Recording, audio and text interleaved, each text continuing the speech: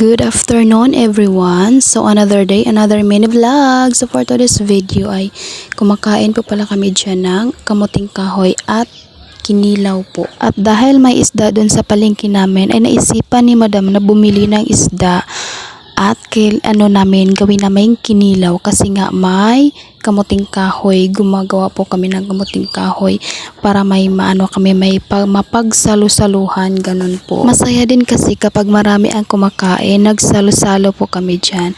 Kaya nga nag-voice over muna ako kasi nga maingay dyan si madam, kumakanta po siya dyan, pero kami po ay kumakain na.